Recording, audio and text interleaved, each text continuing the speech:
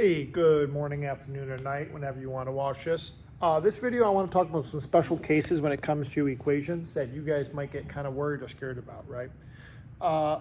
You guys can solve an equation pretty easily if it was in this format. 3x plus 8 equals, let's do 17, right? You know how to solve that, right? It's pretty simple. Subtract the 8, 9 equals 3x, divided by 3, yeah? X equals 3, right? 3 is the number that's going to make that truthful statement. Now, when I give you that type of equation, you know how to solve it because it's easy. There's no fractions, nothing scary, right? But too bad math isn't like that. Too bad you're going to get scary math sometimes, right? And that's what I'm trying to get you guys prepared for. So what I'm going to do here is I'm going to show you how to mess with the equation, how to mess with fractions and get rid of them. Now, all the fraction is a combination of a multiplication problem and a division problem at the same time. So to do that, to get rid of one, all we gotta do is do the same thing. Multiply by one, divide by the other. In front of this x is being multiplied by 2 and divided by 3, right? So how do we get rid of multiply by 2, divide by 3? Well, why don't we just do the opposite? What's the opposite of multiply by 2? Why don't we divide by 2? And the opposite of divide by 3 is multiply by 3. Now, if we equate this, if we do this fraction right here, we will get, well, we're going to do multiply the top. What's 3 times 2? 6 divided by, what's 2 times 3? 6. So we get 6 over 6. What is 6 divided by 6, guys? 1. Thanks, guys. It's 1, right? So this whole thing is the same as just saying 1. So we will have 1x equals, and then we got to do the same thing on the other side. Isn't that like the whole point of what we try to solve for? We always try to solve for what 1x equals. So if we get this fraction to equal 1, we can be set. But like I said before, we got to multiply this side by 3 over 2. So what do you think we got to multiply the other side by? You'd be right if you said 3 over 2. So I like to make this into a fraction. And we're going to say 12 times 3 is, what's 12 times 3? 36. What's 1 times 2? 2. And then we just got to simplify that. What is 36 divided by 2? Well, 36 divided by 2 is going to end up being 18. And this is your answer. That's all we're doing. All we need to do is multiply by the fraction flipped over, or the reciprocal. That's what that's called. A reciprocal is just a flipped fraction. So what is the reciprocal of 3 over 5? Well, flip it. It'd be 5 over 3. These guys are opposites. They're opposites. All I'm doing is I'm flipping them. As you can see, that x tells you exactly where to go, right? So now let's try this middle one. Let's try this blue one. Now this blue one, same idea. It is negative 3 over 5, x equals 9. Well, how do we get rid of negative 3 over 5? What do you think we got to multiply by? Why don't we multiply by 5 over negative 3? And if I multiply that side by that, I got to multiply this side by this, yeah? So, on this left side, we're going to have 5 times negative 3 is negative 15. And we get negative 15 over negative 15, which we already know equals what? What does that equal? They cancel out in a way. It equals 1, yeah? So we'll have 1 x left on this side equals, and if we have one of them, we're set. We don't need to write it, but I will. And equals the other side. Now the other side, we're going to put it over 1. 9 times 5 is 45. 1 times negative 3 is negative 3. And now we just simplify that. And this will get you, I want to write that in a different color. And that's going to get you negative 15. Boom, there's your answer. Now you can write that 1 up front, but having that 1 there makes it the same thing. We just want nothing else in front of that x. The whole point is to solve for what is the 1x, that 1x, that we can plug in and make this equation true. So that's the case. And then if we want, we can actually check our answer. What we can do is we can plug this in. If we know this is your x, we can plug this in back into the equation. So what I'm going to do is I'm going to write the equation. Negative 3 over 5, parentheses, because that's what I'm going to plug in for x, equals 9. Now if I plug in negative 15 right here, what's going to happen is if we either put that in our calculator or use our noggins, this right here is going to give us 45 divided by 5. Does 45 divided by 5 equal 9? Hopefully you know it does, and it works out. Check, it works. We're going to do one more example together, and then I'm going to give you 2 to do by yourself, and then we'll move on to a harder one.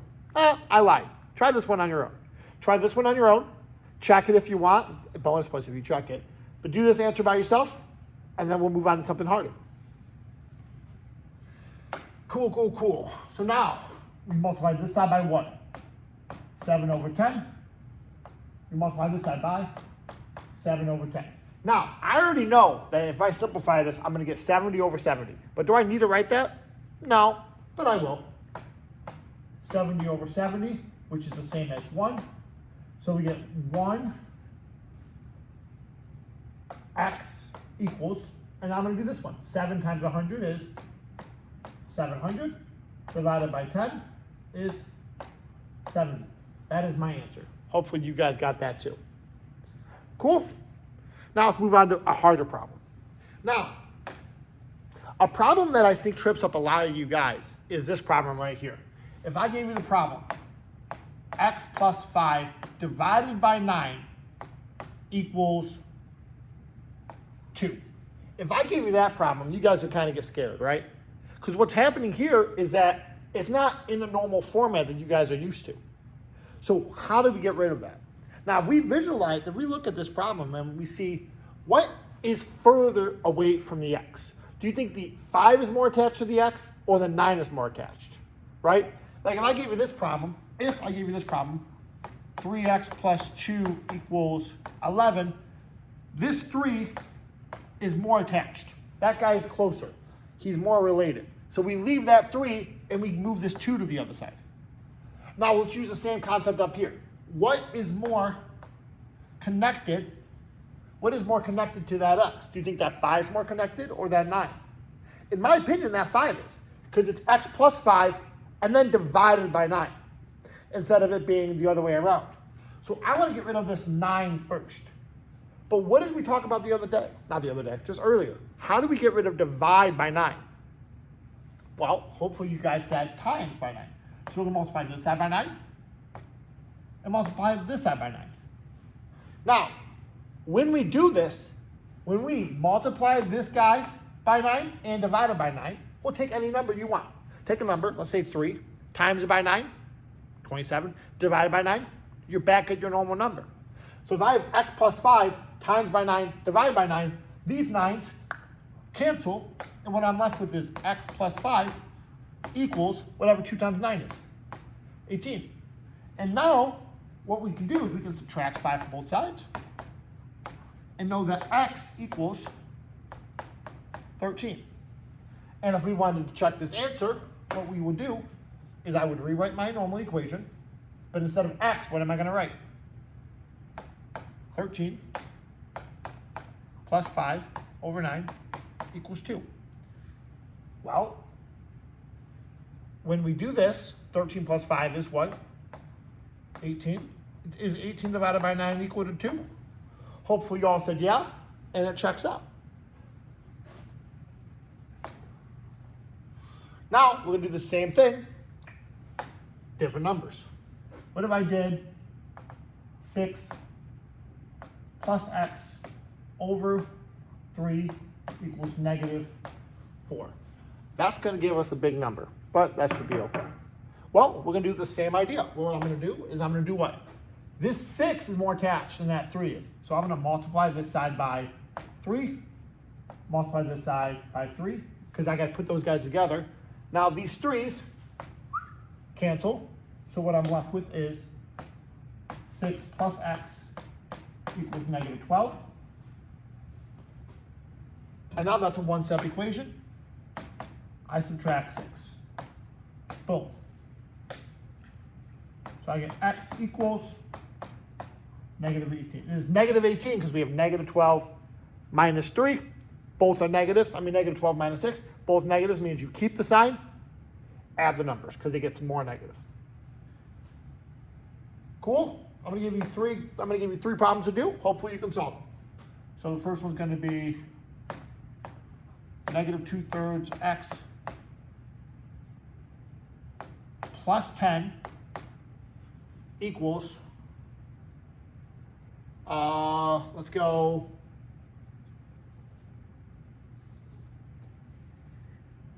8. I'll just give you 2 problems. And the other problem is going to be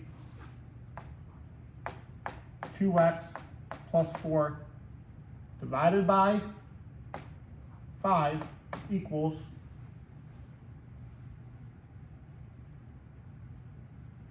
I'm trying to make this math work, I'm so sorry.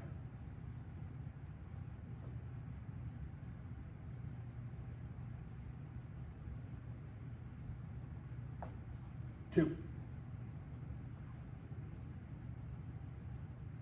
Cool, yeah, let's do that.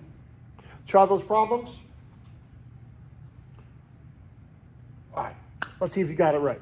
So what I'm gonna do is I'm gonna do plus 10, it's 2/3, it's negative 2/3 x plus 10 equals 8. So what I'm gonna do here is what's more attached, the 2/3 or the 10? The 2/3 is more attached, so we get rid of the thing that's easier to get rid of. So I'm gonna subtract 10 from this side, subtract 10 from this side. So I get negative 2/3 x equals negative 2. And now how do I get rid of a fraction again?